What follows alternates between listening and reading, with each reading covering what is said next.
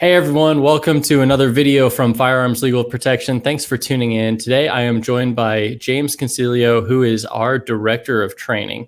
So he helps all the instructors on our network learn about our product, and in turn they teach many students who are getting their license to carry or CPL or whatever it's called in various states.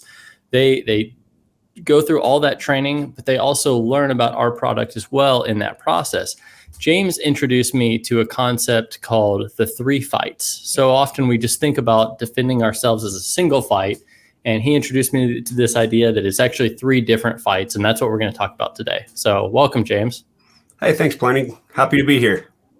Glad you're here. Let's hear about this, how it's not just one fight, but in fact, it's 3 separate things.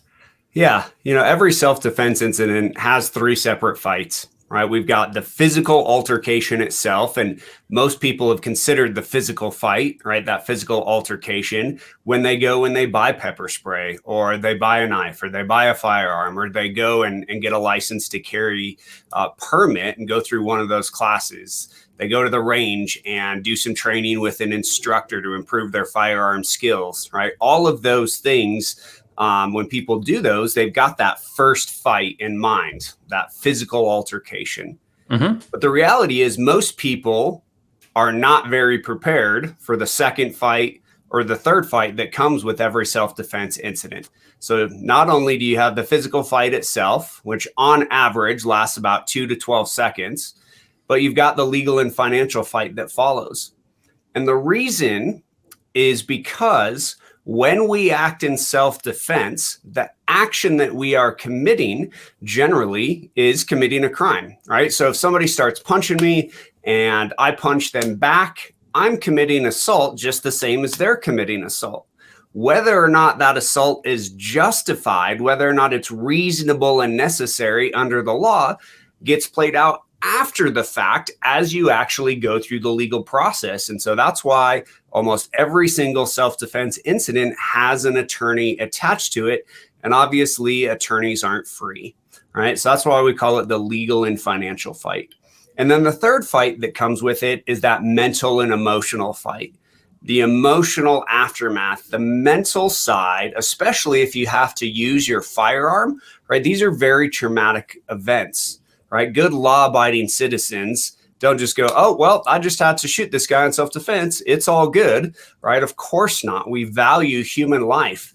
And so that mental and emotional fight always comes along with it. And as a little subset of a mental and emotional fight that I always teach if I'm teaching a class myself, is sort of the social fight, right? When you act in self-defense in the world we live in today, everybody's going to know. Your boss is going to know. Your kids are going to know. Your family's going to know. It's going to be on the news. Social media is going to know. And so that's the way we are all so socially connected anymore, really adds to this mental and emotional fight. And so that's why I think it's so important that anytime you're going to carry a self-defense weapon, whether it's a firearm, a knife, or whatever the case may be, it's really important to have a plan in place for all 3 of these fights. Because for those of us in the concealed carry world, right, the reason we carry isn't because we're out there, looking to be John Wick, Batman, Superman, or whatever, right? The reason we carry is to make sure the worst day of our life doesn't ruin the rest of our life.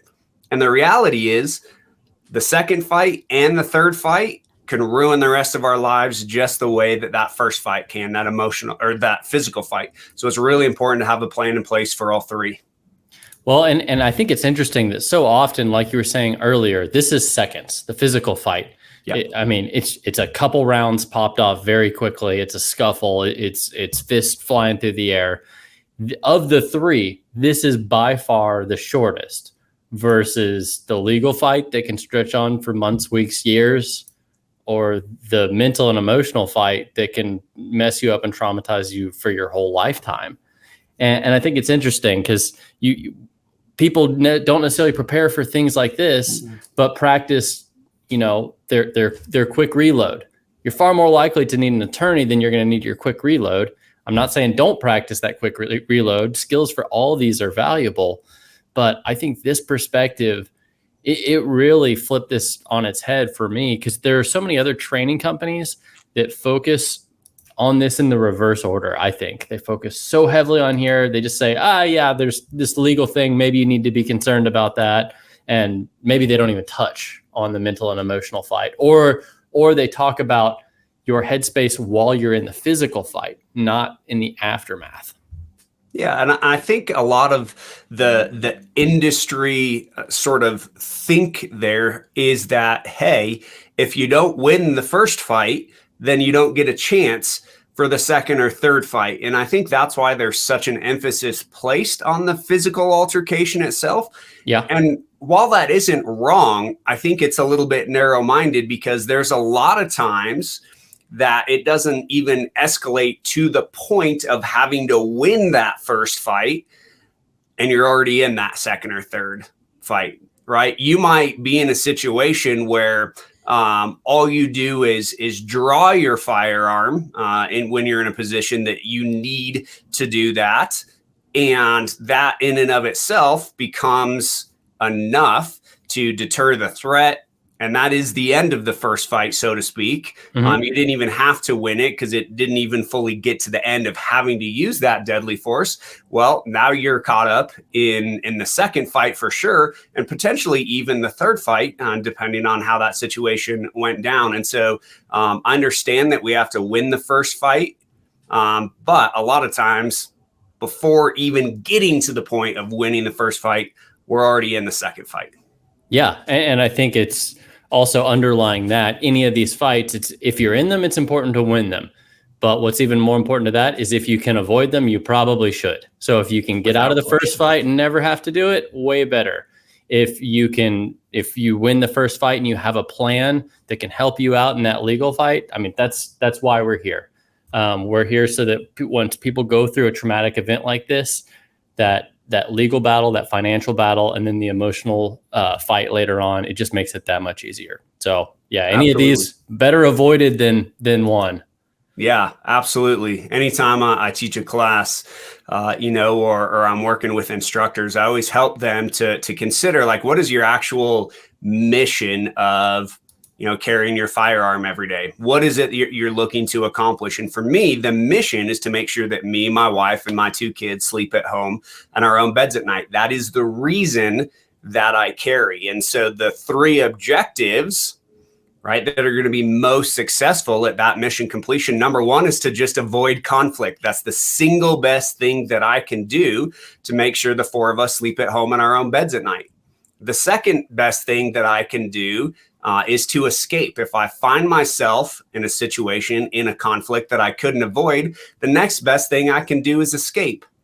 And if I can't avoid or escape, then obviously I want to win that first fight, right? But that is my last objective, because it has the greatest risk of impacting my ability for the 4 of us to sleep at home in our own beds at night, which is why that second fight is so important when we get there, because equally, right, losing that second fight or being unprepared for that legal and financial fight brings me back to spending time in jail because I can't afford bond, or spending more time in jail because I can't afford an attorney, or I don't have access to a competent one. I don't know where to find one. And so all of those things are putting my mission at risk of the 4 of us being at home, safe and sound, sleeping in our own beds at night.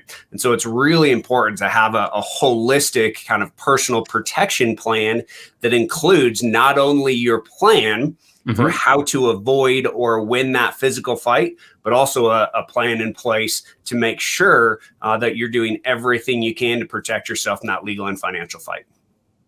Well, I think that's an excellent perspective, and it makes a lot of sense. I found that incredibly helpful when you kind of explained that thought process to me. I hope it's helpful to everybody watching this video. If you haven't thought about it this way, it gives you something to just kind of mull over and think about the severity and the time and the training and the requirements involved in each of these. So anything else to add, James? No, that's it. Thanks so much for having me here with you today. I appreciate it. For those of you watching the video, thanks for tuning in. I hope that this was something that you find as much value in as I do. All right. Well, thanks, James. Thanks, everybody. And remember, firearms legal protection, protect yourself, we'll protect you.